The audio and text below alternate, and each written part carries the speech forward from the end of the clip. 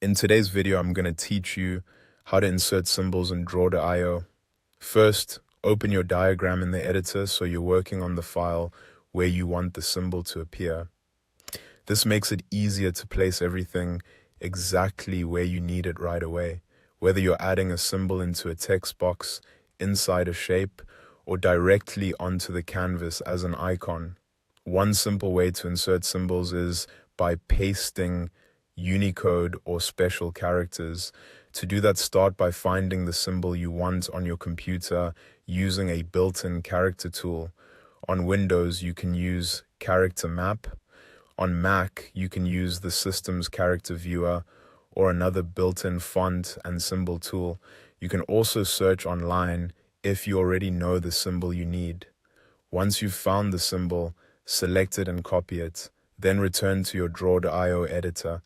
Click on the shape or text box where you want the symbol to go. This step is important because it tells the editor where to place the character. After that, paste it using Ctrl+V or right-click and choose Paste. If the symbol doesn't appear exactly how you expected, try clicking into the text area again before pasting so you're editing the text directly. Another useful method is to search for built-in icons and shapes directly inside draw.io. For this, go to the Search Shapes bar at the top of the left-hand panel. This search feature is helpful when you want a visual symbol or icon rather than a typed character. Type a keyword related to the symbol you want to insert, or type the name of the icon you're looking for. Give the results a moment to load, then click the one you want. Draw.io will add it to your canvas automatically. From there, you can adjust it to fit your diagram. To change the size, click the inserted icon or shape and use the resize handles around it. Drag the corners or sides until it looks right for your layout.